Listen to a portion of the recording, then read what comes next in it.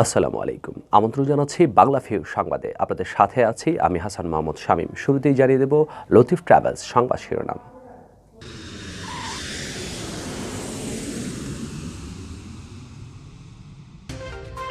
ইভ্যালির ব্যবস্থাপনা পরিচালক মোহাম্মদ রাসেল এবং তার স্ত্রী শামীমা নাসরিনকে গ্রেপ্তার করেছে র্যাব। শুক্রবার হস্তান্তর করা হবে গুলশান থানায়। সিলেট সিটি কর্পোরেশনের ইতিহাসের সর্বোচ্চ 839 কোটি টাকার বাজেট ঘোষণা। কর্পোরেশনের নিজস্ব আয় বাজেটের মাত্র 9%। করোনা পরিস্থিতির উন্নতি হলে 2022 সালে সুযোগ মিলতে পারে বাংলাদেশ থেকে হজে যাওয়ার। আগাম প্রস্তুতি নিতে সৌদি আরবের 3 হজ মিশন পরিদর্শন করেছেন ধর্ম প্রতিমন্ত্রী। দীর্ঘ 3 মাস পর সিলেট বিভাগে থেমেছে করোনায় মৃত্যুর মিছিল। 24 ঘন্টায় মারা যাননি কেউ, আক্রান্ত শনাক্ত 47। করোনায় সারা দেশে আরও 51 জনের প্রাণহানি, নতুন আক্রান্ত শনাক্ত 1862। শুনছিলেন শিরোনাম, এবারে বিস্তারিত। আলোচিত ই কমার্স প্রতিষ্ঠান ইভ্যালির ব্যবস্থাপনা পরিচালক মোহাম্মদ রাসেল এবং তার স্ত্রী ও প্রতিষ্ঠানটির চেয়ারম্যান শামীমা নাসরিনকে গ্রেফতার করেছে র্যাব। বৃহস্পতিবার বিকেল 4:30টার দিকে রাজধানীর মোহাম্মদপুর স্যার সৈয়দ রোডের নিলয় টাওয়ার থেকে তাদের গ্রেফতার করা হয়। শুক্রবার তাদের গুলশান থানায় হস্তান্তর করা হবে বলে জানিয়েছে র্যাব সূত্র। বৃহস্পতিবার সন্ধ্যা 6:45টার দিকে রাসেল ও তার স্ত্রীকে নিয়ে সদর দপ্তরে প্রবেশ করে র্যাবের গাড়িবহর।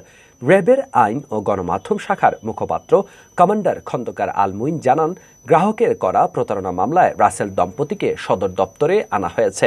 এখানে তাদের জিজ্ঞাসাবাদ শেষে শুক্রবার গুলশান থানায় হস্তান্তর করা হবে। ইভ্যালির অনলাইন প্ল্যাটফর্মে 3,10,597 টাকার পণ্য অর্ডার করেও নির্ধারিত সময়ের মধ্যে তা পাননি উল্লেখ করে রাজধানীর গুলশান থানায় মামলা করেন, যেখানে ইভ্যালির আরও বেশ কজন কর্মকর্তাকে অজ্ঞাতনামা দেখিয়ে আসামি করা হয়েছে। গত 25 আগস্ট Sirajganj senior judicial magistrate Jesmin আরার আদালতে ইভ্যালির বিরুদ্ধে আরেকটি প্রতারণা ও গ্রাহক হয়রানির অভিযোগে মামলা দায়ের করেন একজন গ্রাহক। মামলায় ইভ্যালির ব্যবস্থাপনা পরিচালক মোহাম্মদ রাসেল ও চেয়ারম্যান শামীমা নাসরিনের নাম উল্লেখ করা হয়। সিরাজগঞ্জের কামারখন্দ উপজেলার বাসিন্দা মোহাম্মদ রাজ বাদী হয়ে মামলাটি করেন। বহুল আলোচিত সমালোচিত এই প্রতিষ্ঠানটি গ্রাহক ও মার্চেন্টদের কাছে দেনার পরিমাণ 403 কোটি টাকা, আর ইভ্যালির চলতি সম্পদের পরিমাণ মাত্র 65 কোটি টাকা। 338 কোটি টাকাই কোম্পানির কাছে নেই।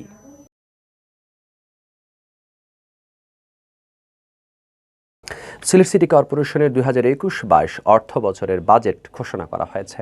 বৃহস্পতিবার দুপুরে নগরীর বালুচর এলাকার একটি কনভেনশন হলে সিসিকের ইতিহাসের সর্বোচ্চ আকারের বাজেট ঘোষণা করা হয়। নতুন সিলেট গড়ার স্বপ্নে মেয়র আরিফুল হক চৌধুরী সমপরিমাণ আয় ব্যয় ধরে 839,76,76,000 টাকার বাজেট ঘোষণা করেন। বাজেটের আয়ের মাত্র 9 ভাগ আসবে সিসিকের নিজস্ব আয় থেকে। সিসিক সূত্র জানায়, এবারই প্রথমবারের মতো বাজেটের আকার 800 কোটি টাকা ছাড়িয়েছে।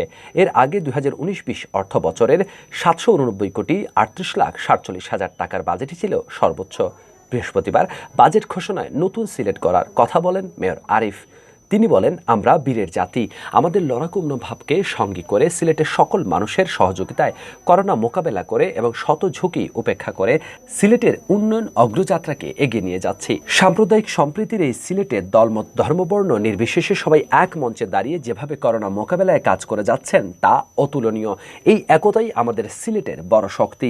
এই একতা, এই সাহস আমাদেরকে নতুন সিলেট গড়ার স্বপ্ন দেখাচ্ছে। এবারের বাজেটে উল্লেখযোগ্য আয়ের খাত দেখানো হয়েছে হোল্ডিং ট্যাক্স 44,92,66,000 টাকা, স্থাবর সম্পত্তি হস্তান্তরের উপর কর 8,60,00,000 টাকা, ইমারত নির্মাণ ও পুনর্নির্মাণের উপর কর 2 কোটি টাকা, পেশা ব্যবসার উপর কর 6.5 কোটি টাকা, বিজ্ঞাপনের উপর কর 1.25 কোটি টাকা, সিটি কর্পোরেশনের সম্পত্তি ও দোকান ভাড়া বাবদ 1 কোটি টাকা, বর্জ্য ব্যবস্থাপনা খাতে 1.25 কোটি টাকা, পানির সংযোগ লাইনের মাসিক চার্জ বাবদ 4,60,00,000 টাকা, নলকূপ স্থাপনের অনুমোদন ও নবায়ন ফি 1.5 কোটি টাকা। মেয়র আরিফ বলেন, নগরবাসী নিয়মিত হোল্ডিং ট্যাক্স সহ অন্যান্য বকেয়া পাওনা পরিশোধ করলে চলতি বাজেট বছরে সিটি কর্পোরেশনের নিজস্ব খাতে সর্বমোট 82,23,61,000 টাকা আয় হবে। এই টাকা মোট বাজেটের প্রায় 9 ভাগ। এদিকে বাজেটে ব্যয়ের খাত হিসেবে সরকারি উন্নয়ন কর্মসূচি খাতে 10 কোটি টাকা, করোনা ডেঙ্গু পরিচ্ছন্নতা কার্যক্রম ও প্রচার উপখাত সহ সরকারি বিশেষ মঞ্জুরি খাতে 31 কোটি 60 লাখ টাকা, নিজস্ব অবকাঠামো নির্মাণ প্রকল্পে 10 কোটি টাকা, নগরীর জলাবদ্ধতা নিরসন, বিশুদ্ধ পানি সরবরাহ ও অবকাঠামো নির্মাণ প্রকল্পে 130 কোটি টাকা, বন্যায় ক্ষতিগ্রস্ত রাস্তা, ড্রেন ও কালভার্ট নির্মাণ প্রকল্পে 28 কোটি 72 লাখ টাকা, বর্জ্য ব্যবস্থাপনা আধুনিকায়নের জন্য আধুনিক যান যন্ত্রপাতি সরবরাহ শীর্ষক প্রকল্পে 26 কোটি 36 লাখ টাকা ধরা হয়েছে। এছাড়া নগর ভবনের ঊর্ধ্বমুখী সম্প্রসারণ প্রকল্পে 20 কোটি টাকা, ছড়া খনন ও প্রতিবন্ধকতা অপসারণ প্রকল্পে 10 কোটি টাকা, সিটি কর্পোরেশনের অ্যাসফল্ট প্লান্ট স্থাপন ও বিভিন্ন উন্নয়ন কাজে জমি অধিগ্রহণে 30 কোটি টাকা, ডাম্পিং গ্রাউন্ড উন্নয়ন প্রকল্পে 20 কোটি টাকা, পানি শোধনাগারের উৎপাদন ক্ষমতা বৃদ্ধি ও বোতলজাত করে বিক্রয় প্রকল্প খাতে 30 কোটি টাকা, সুরমা নদীর উত্তর তীর ঘেঁষে রিটেইনিং ওয়াল ওয়াকওয়ে সহ রাস্তা নির্মাণ প্রকল্পে 20 কোটি টাকা, শিক্ষা প্রতিষ্ঠান স্থাপন খাতে 20 কোটি টাকা, ধর্মীয় প্রতিষ্ঠানের উন্নয়নে 10 কোটি টাকা, বাজেটে রাজস্ব খাতে প্রায় 80 কোটি টাকা ব্যয় বরাদ্দ ধরা হয়েছে। বাজেট ঘোষণার সময় সিসিকের প্রধান নির্বাহী কর্মকর্তা বিধায়ক রায় চৌধুরী, কাউন্সিলর কর্মকর্তা ও সাংবাদিকরা উপস্থিত ছিলেন। অধিকতর সুযোগ সুবিধা ও সেবা প্রদান নিশ্চিত করার লক্ষ্যকে সামনে রেখে এবার সর্বমোট 839 কোটি 20 লক্ষ 76 হাজার টাকা আয় ও সমপরিমাণ টাকা ব্যয় ধরে বাজেট প্রণয়ন করা হয়েছে।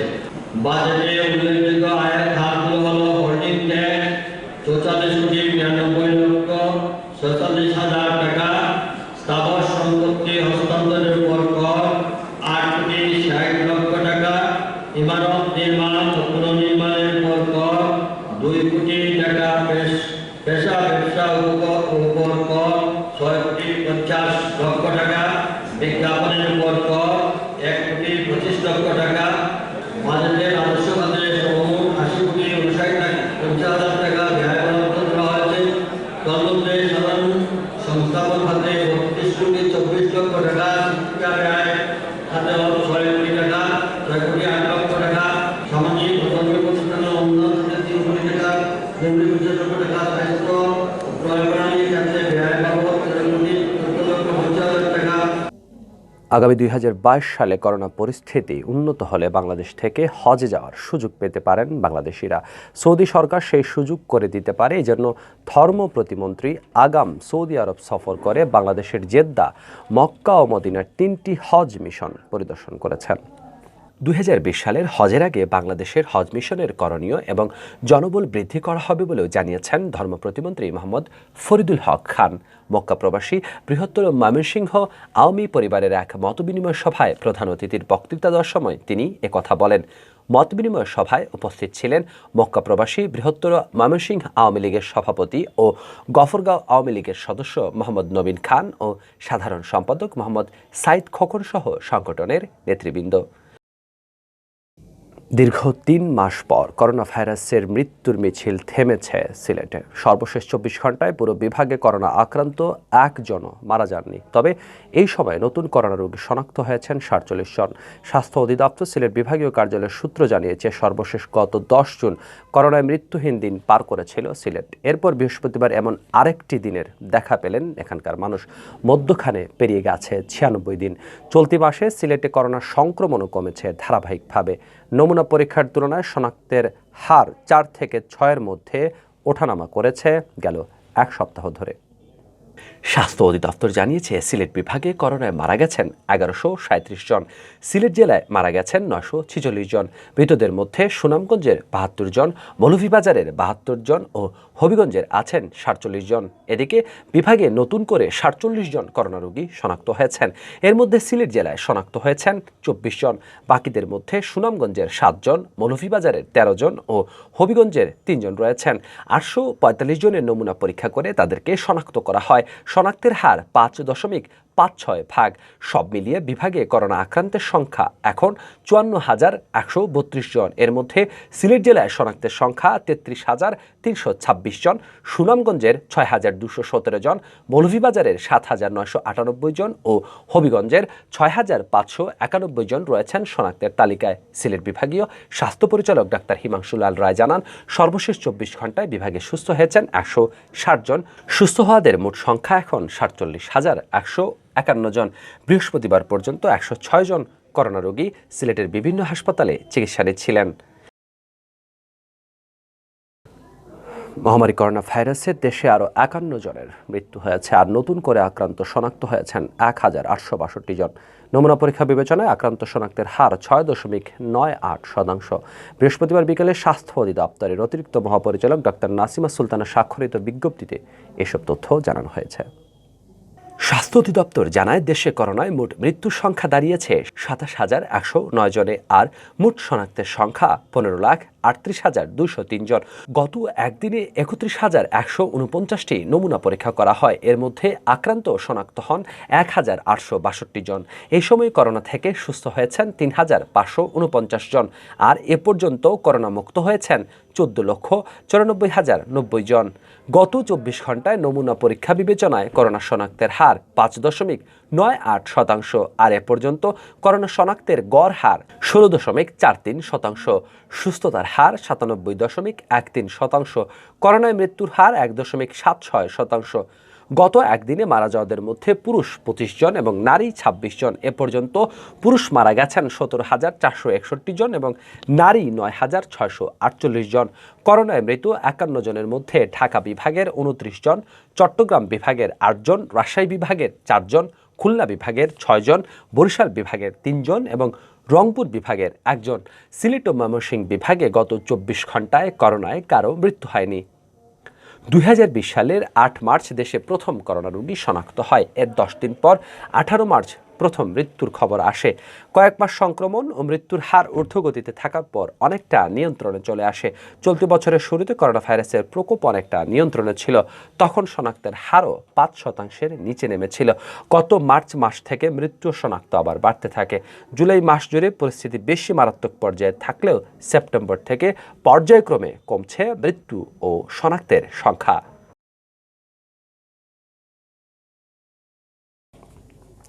পরবর্তী সিলেটি সংবাদ দেখার আমন্ত্রণ জানিয়ে শেষ করছি বাংলা ভিউ সংবাদ। এতক্ষণ সঙ্গে থাকার জন্য ধন্যবাদ। খোদা হাফিজ।